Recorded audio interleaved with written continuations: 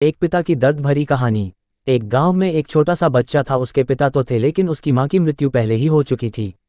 पिता सारा दिन काम करता और अपने बेटे को पाल पोस कर बड़ा करता है। मां के न होने पर भी वह सारे सुख अपने बेटे को देता है जो एक मां दे सकती थी। उस पिता ने कभी भी किसी से कुछ नहीं मांगा, वह सिर्फ इतना ही मांगता था कि मेरे बेटे को कभी कोई परेशानी ना हो।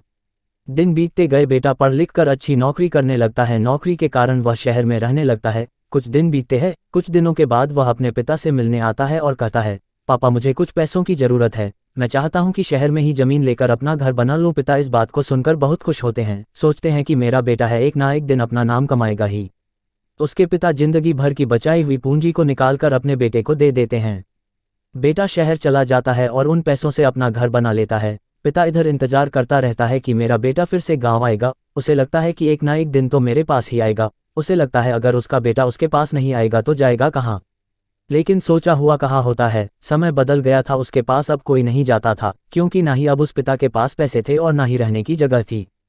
कुछ दिन बाद बेटा फिर लौट कर आता है और अपने पिता से कहता है, पापा अब आप दादाजी बनने वाले हैं। पिता को बहुत खुशी होती है। इस बात को सुनकर वह कहते हैं, तू मुझे मेरी बहू और पोता से कब मिलाएगा। बेटा कहता है, बस पापा थोड़े दिन और। पापा मुझे कुछ पैसों की ज़रूरत है, क्योंकि आजकल नौकरी में थोड़ी खींचतान हो रही है, जिसके कारण से मुझे कुछ दिन के लिए सस्पेंड कर दिया गया है। लेकिन अब पिता के पास बेटे को देने के लिए कुछ भी पैसे नहीं थे। लेकिन फिर भी कहता है, अच्छा बेटा तू रुक, मैं अभी आया, कुछ पैसों का इंतजाम करके आता हूँ। पिता बाद में गांव के जमींदार से कुछ पैसे उधार लेकर अपने बेटे को दे देता है और बेटा पैसे लेकर वापस शहर चला जाता है।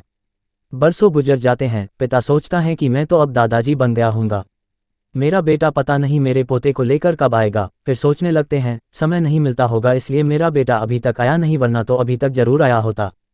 पिता अपने बेटे के बारे में सोच ही रहा होता है कि तब तक जमींदार 2-3 आदमी को लेकर उस पिता के घर पर आता है और कहता है कि आपके वादे के मुताबिक मैं पूरे 3 महीने बाद अपने पैसे वापस लेने आया हूँ।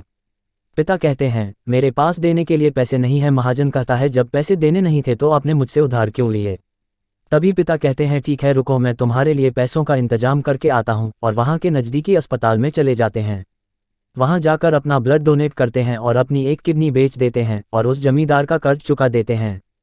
किडनी बेचने के बाद उनकी स्थिति और भी खराब हो जाती है और वह उस राह में जी रहे होते हैं कि मेरा बेटा एक दिन आएगा जरूर। इस आस में जीते जीते एक दिन पिता की मृत्यु हो जाती है, परंतु उस बेटे को अपने पिता को आग देने का समय भी नहीं मिलता। पिता अपने बेटे के लिए अपना सब कुछ न्यौछावर कर देता है, लेकिन बेटे के पास इतना भी समय नहीं होता कि वो अपने बूढ़े पिता की देखरेख कर सके।